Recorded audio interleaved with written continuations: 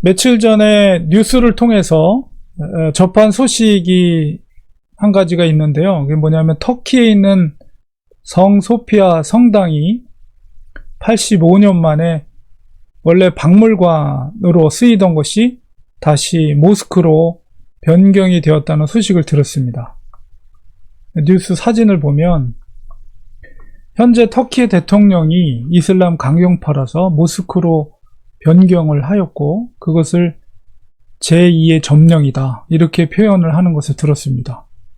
그리고 감격한 수많은 모슬렘 터키인들이 성소피아 성당 앞에 몰려나와서 엎드려서 메카를 향해서 이렇게 절을 하는, 기도하는 모습을 제가 언론상에서 보았는데요. 저는 그 모습을 보면서 하나님께서 원하시는 하나님의 나라는 과연 무엇인가를 생각해 보았습니다. 특별히 저 성 소피아 성당을 보면서 하나님 나라라는 것이 저 소피아 성당을 다시 기독교 예배당으로 바꾸는 것이 과연 하나님 나라의 확장인가?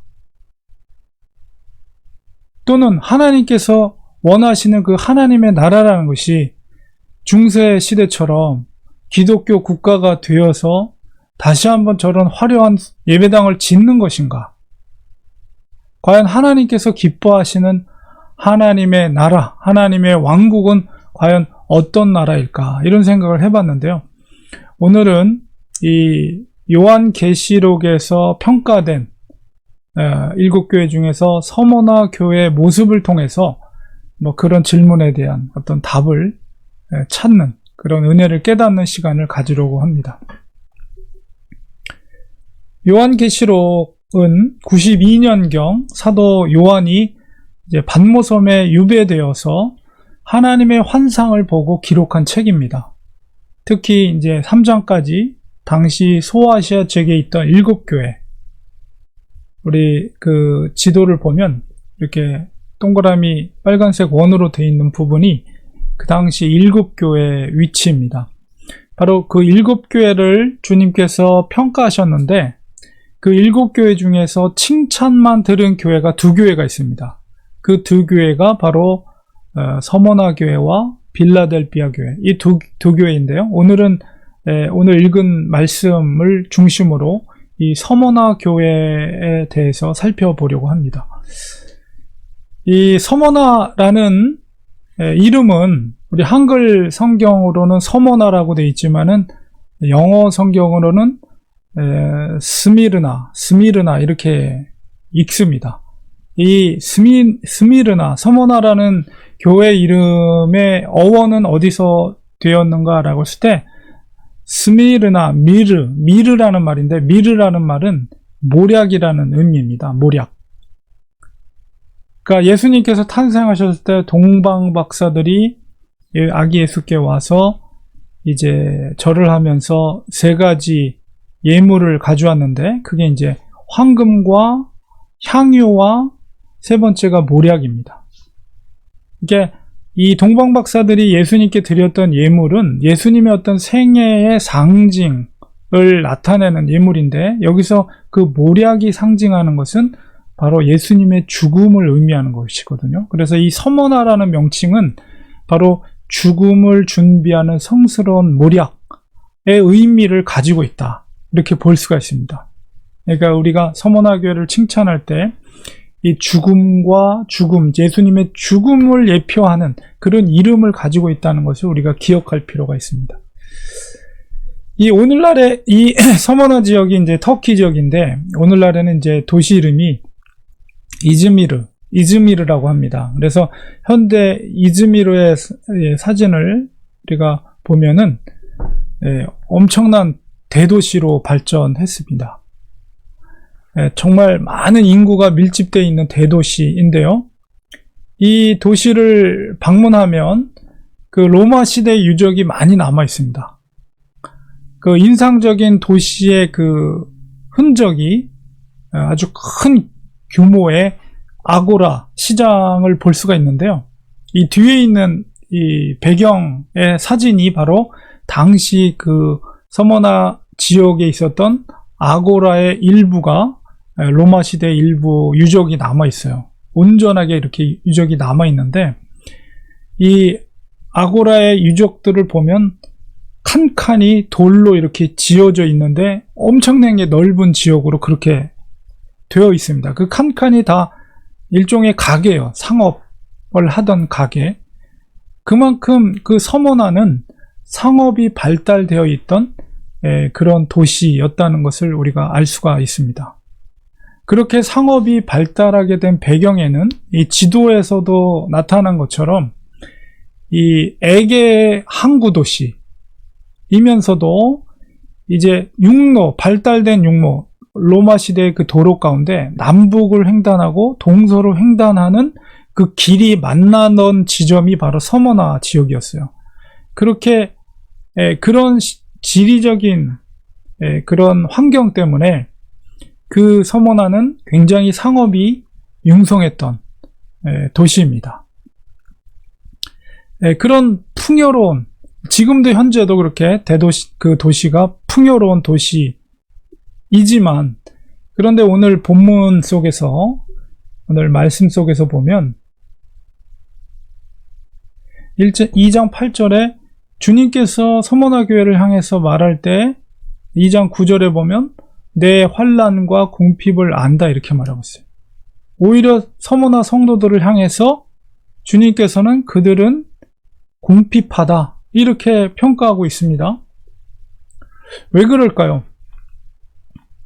도시는 풍요로운 지역이었지만 헬라인들과 유대인들의 그리스도인들을 향한 핍박이 컸고, 결과적으로 그리스도인들은 가난하게 살 수밖에 없는 그런 사회적인 구조를 이루고 있었다는 거죠.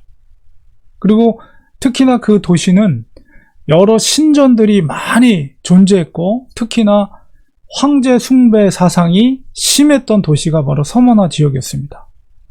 그런 이유로 인해서 유일신을 섬기고 있던 그리스도인들은 헬라인들로부터 공격을 받게 되었고, 또한 유대인들도 그리스도인들을 비방하고 공격을 하였습니다. 그런 사회 구조적인 차별로 인해서 그리스도인은 가난하게 살 수밖에 없는 그런 시스템이었다는 것입니다. 그런 상황 속에서라도 성도들은 믿음을 지켰습니다. 그들의 믿음은 정말 죽음을 각오한 믿음이었습니다. 죽음을 각오한 서머나 성도들을 향해서 주님께서 뭐라고 말합니까? 실상은 너희가 부유한 자로다. 주님은 이렇게 칭찬하고 계십니다. 무엇이 부유하다는 것일까요? 세상 나라에서 부유하다는 것이 결코 아닙니다. 바로 하나님의 나라에서 부유하다는 의미입니다. 그리스도인들은 세상에 살고 있지만 궁극적으로 하나님의 나라에 속한 백성들입니다. 이 땅에서의 삶은 유한하지만 저 세상에서의 삶은 무한합니다. 이 땅에서의 부유함은 세상 사람들이 알아주고 인정할지 모르지만 하나님은 그것을 알아주지 않습니다. 아무리 이 땅에서 우리가 많은 물질을 갖고 있고 돈을 많이 벌었다 하더라도 하나님이 그것을 보시고 어이구 대단하구나 결코 그렇게 여겨주지 않습니다. 하나님 그것을 알아주지 않습니다. 하나님께서 인정해 주시는 진정한 부유함은 무엇입니까? 바로 서머나 성도들이 가지고 있었던 부유함이에요.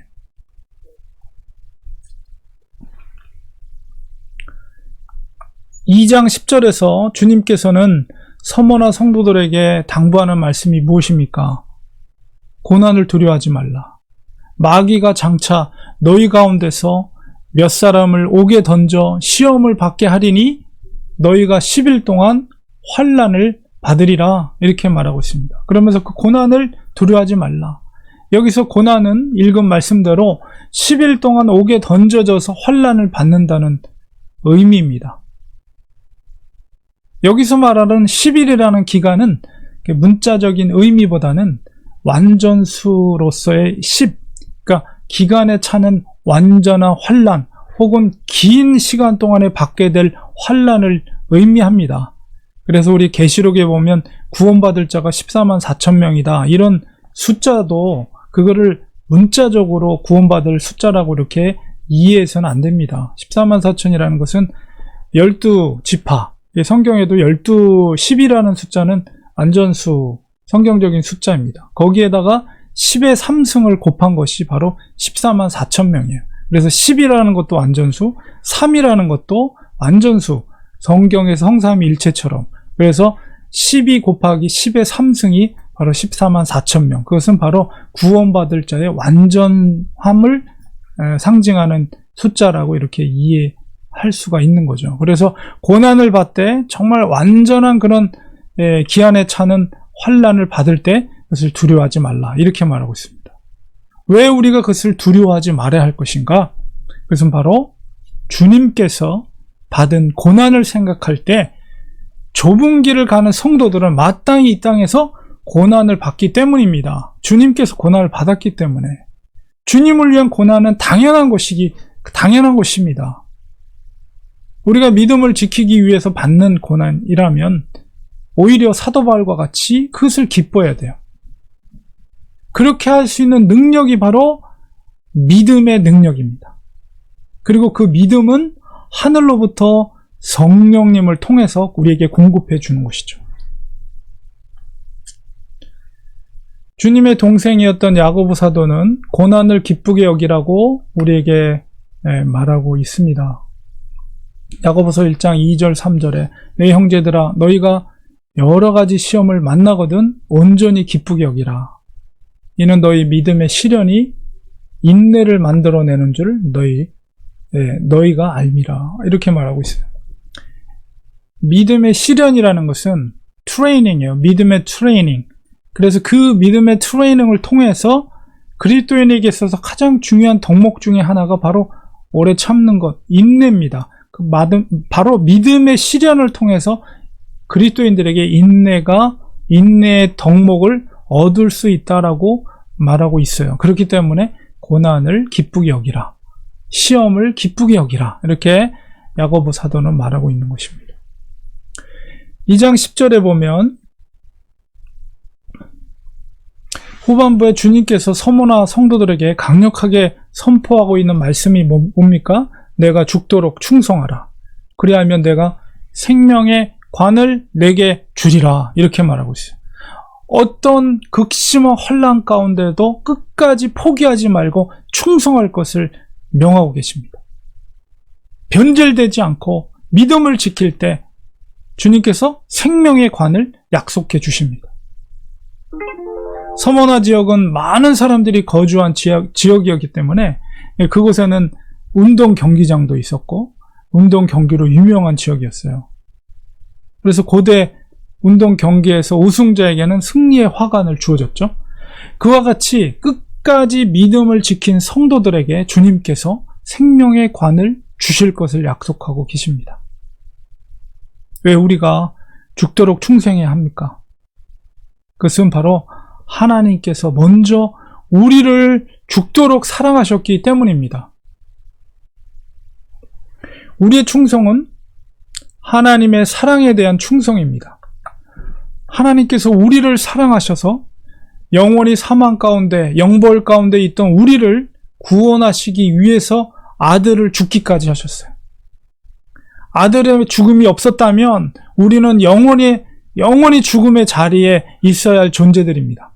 그러나 하나님의 무한하신 사랑으로 아들을 십자가에서 죽이시고 우리를 살리신 것입니다.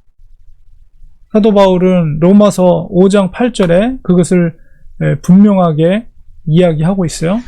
우리가 아직 죄인 되었을 때에 그리스도께서 우리를 위하여 죽으심으로 하나님께서 우리에 대한 자기의 사랑을 확증하셨느니라. 우리에게 그 믿음이 있다면 우리는 죽도록 충성해야 합니다. 서머나 성도들이 살았던 그 신앙의 태도가 바로 죽도록 충성한 것입니다. 우리가 서머나라는 도시에서 그리스도인으로 산다는 것은 경제적으로 가난을 면치 못하는 그런 삶을 사는 것입니다. 만약 오늘날의 이 시대 속에서 그리스도인으로 살려면 가난을 면치 못하는 사회 구조라고 한다면 얼마나 많은 사람들이 신앙을 버리고 교회를 떠나가게 될지 여러분 상상해 보셨습니까? 그리고 섬어나 도시에서 그리스도인으로 산다는 것은 지나가다가 돌을 맞을 수도 있고 때로는 공권력에 의해서 성도들이 체포되어 감옥에 끌려갈 수도 있고 심한 경우는 경기장에서 불에 타 순교당할 수도 있습니다. 만약에 오늘날에 그리스도인으로 살기 위해 정말 붙잡혀 가고 자녀들이 차별을 당하고 학교에서도 받아주지 않고 만약에 그런 상황 속에 놓여진다면 또 얼마나 많은 사람들이 교회를 떠나겠습니까?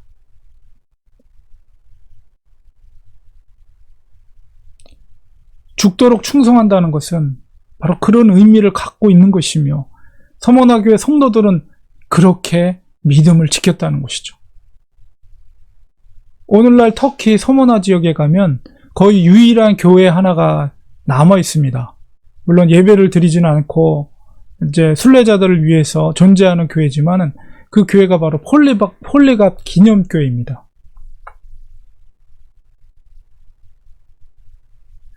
그 교회 안에 가면 천정에 있는 그 벽화가 바로 이 폴리갑의 순교 장면이 그려져 있는데요. 폴리갑은 서머나교회 교부였습니다. 69년에서 거의 86세까지 살았으니까 오랜 기간 동안에 서머나 지역의 감독의 역할을 했는데 86세 화형으로 순교를 당했습니다. 그 화형을 명했던 그 지역의 감독이 어릴 적 폴리갑의 친구, 전승에 하면 그런 이야기 있는데 그 친구가 한 번만 십자가를 부인하면 살려주겠다라고 했지만 폴리갑은 그 순간 속에서도 이렇게 고백을 합니다. 나는 평생 그분의 종이었고 주님은 나에게 한 번도 서운하게 해준 적이 없었어. 그런데 나를 구원해 주신 왕을 이제 와서 어떻게 부인할 수 있겠어. 이렇게 말하고 결국은 살아있는 차로 화형을 당했다고 합니다.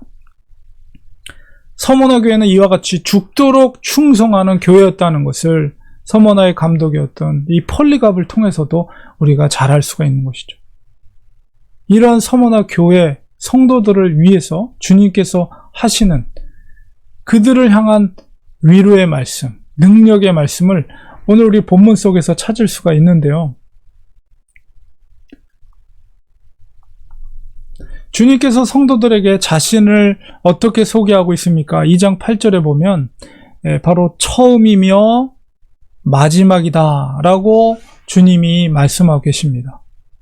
요한은 이 표현을 다른 표현으로 알파와 오메가가 되신다 이렇게 말하고 있습니다. 이 말씀의 의미는 영원 전부터 영원까지 존재하는 주님이라는 것이에요. 세상의 창조와 종말이 바로 주님의 주권 가운데 있다는 표현입니다. 우리 마태복음 28장 18절 대유임 명령에서도 주님의 주권을 뭐라고 말합니까? 예수께서 나와 말씀하여 이르시되 하늘과 땅의 모든 권세를 하나님께서 내게 주셨다. 이렇게 말하고 있어요. 주님께서 모든 권세가 있다는 것을 표현하는 말씀입니다. 궁핍과 환난 가운데 있는 그 서머나 성도들에게 주님께서 처음이며 마지막이라는 이 표현은 그들에게 큰 용기와 위로가 되는 말씀입니다. 이 시대를 살고 있는 우리들에게도 주님은 알파와 오메가가 되시며 처음이며 마지막이 되십니다. 우리가 섬기는 하나님은 결코 세상의 권세 앞에 무너지지 않습니다. 또한 그의 백성들도 역시 무너지지 않습니다. 궁극적인 하나님 나라의 승리가 주님께 보장되어 있기 때문입니다. 그러므로 어떤 환난과 고난 가운데서도 끝까지 견딜 때 영원한 하나님 나라에 우리는 입성하게 될 것을 주께서 보증하고 있는 말씀이 바로 내가 처음과 마지막이라는 말씀입니다. 두 번째로 주님은 2장 8절 마지막 부분에 죽었다가 살아나신 이라고 소개하고 있습니다. 바로 이것은 죽음의 권세를 이기고 부활하셨다는 것입니다. 죄의 삭은 사망입니다. 그러나 주님께서 그 죄의 삭을 십자가의 죽음으로 대속하셨습니다. 하나님은 그리고 하나님의 능력으로 그를 다시 살리셨습니다. 그것으로 믿는 자들의 부활의 첫 열매와 증거가 되셨습니다. 오늘 말씀 11절 마지막 구절에 보면 귀 있는 자는 성령이 교회들에게 하시는 말씀을 들을지어다. 이기는 자는 둘째 사망의 해를 받지 아니하리라. 성도는 이 땅에서 첫째 사망을 받을 수는 있지만 영원한 심판인 둘째 사망의 해를 받지 않습니다. 왜냐하면 생명의 관을 받았기 때문에. 주님께서 재림하실 때 우리는 주님처럼 부활된 몸으로 다시 살아나게 될 것입니다. 우리가 그것을 믿음의 눈으로 보는 거죠. 이것이 부활의 소망이에요. 이 부활이 영광의 부활이 되기 위해서는 반드시 이 생명의 관을 받아야 합니다. 생명의 관을 받으려면 어떻게 해야 됩니까? 바로 죽도록 충성하는 거예요. 죽도록 이 충성한다는 것은 그리스도로 인해 받게 될 궁핍, 고난, 순교의 자리까지라도 믿음을 변질하지 않고 가는 것입니다. 그것이 바로 예수 그리스도를 왕으로 섬기는 하나님 나라의 백성입니다. 그리스도인은 믿음으로 사는 사람들입니다. 돈으로 사는 사람들이 아닙니다. 절대로 돈을 따라가지 마시고 예수님을 따라가시기 바랍니다. 하나님을 기쁘게 해드리는 것은 오직 믿음밖에 없어요. 믿음의 길을 걸으시기 바랍니다.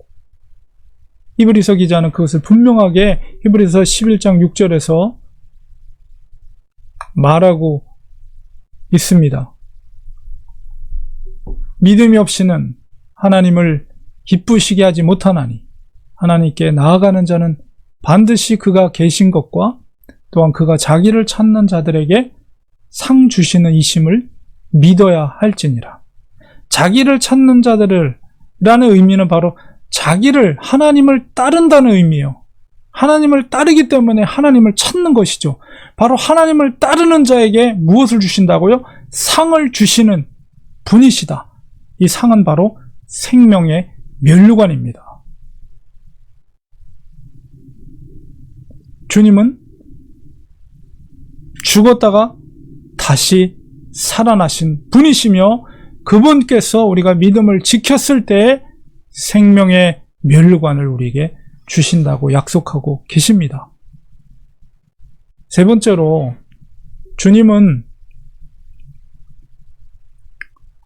환난과 궁핍과 유대인들의 비방을 알고 계신다라고 소개하고 있어요. 2장 9절에 보면 알거니와 이렇게 반복해서 설명하고 있습니다. 주님은 그렇습니다. 알고 계십니다. 자기 백성들의 슬픔과 고통을 알고 계십니다.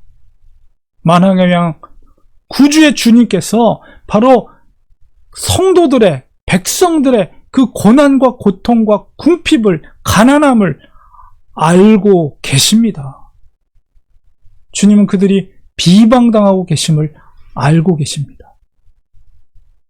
주님은 그들의 아픔을 알고 계실 뿐만 아니라 말할 수 없는 탄식으로 자기 백성을 위해 눈물로 기도하시는 분이십니다. 2000년 전 십자가에 죽으신 주님은 이 시대 가운데서도 자기 백성을 위해 눈물로 기도하시는 분이십니다. 주님은 결코 높은 보좌 위에서 이 세상을 구경하듯이 그저 관망만 하시는 분이 결코 아닙니다.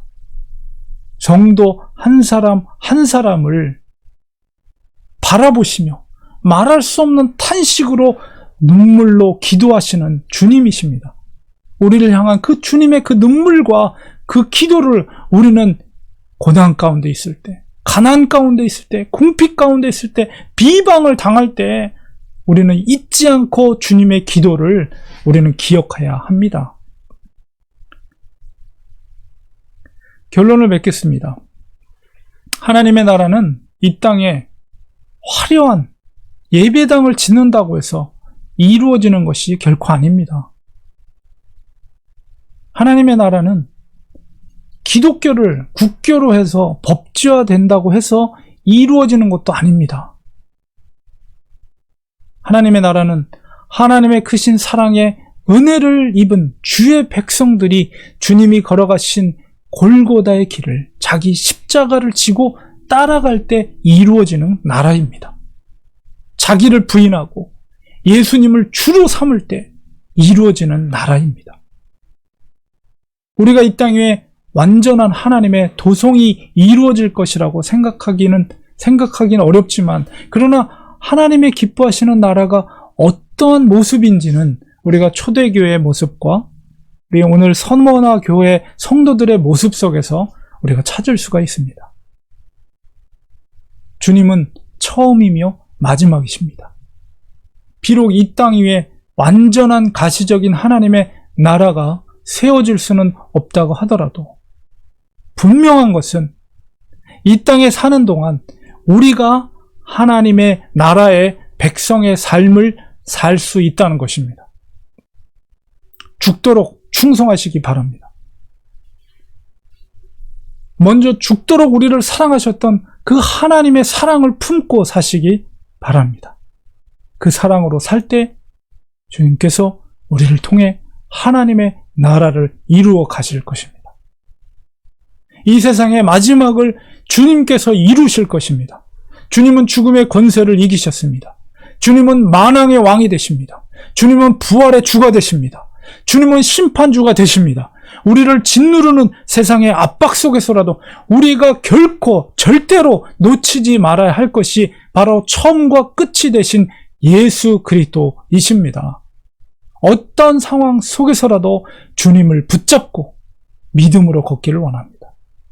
죽도록 충성하시기 바랍니다. 반드시 주님께서 생명의 멸관을 죽도록 충성한 성도들에게, 바로 우리들에게 반드시 주실 것입니다. 그 약속의 말씀을 붙잡고 어떤 상황 가운데서라도 죽도록 충성했던 서머나 성도들처럼 우리도 믿음의 그 길을 가는 하나님 나라의 온전한 백성들이 되시기를 주님의 이름으로 축원드립니다. 기도하겠습니다. 하나님 아버지, 하나님의 나라는 하나님을 위해 자기 자신을 부인하고 십자가의 길을 걸어가는 성도들 통해서 이루어지는 나라라는 것을 깨닫게 됩니다. 서머나 교회 성도들처럼 죽도록 충성할 수 있는 믿음의 사람들 되게 하여 주시옵소서. 믿음의 변질됨이 없이 죽는 그날까지 주님을 위해서 죽도록 충성하는 하나님의 성도들, 하나님 나라의 백성들 될 수 있도록 도와주시옵소서. 성령님께서 능력으로 임하여 주셔서 하나님 나라의 백성으로서의 온전한 삶을 살 수 있는 우리들이 될 수 있도록 도와주시옵소서. 예수님의 이름으로 기도드리옵나이다. 아멘.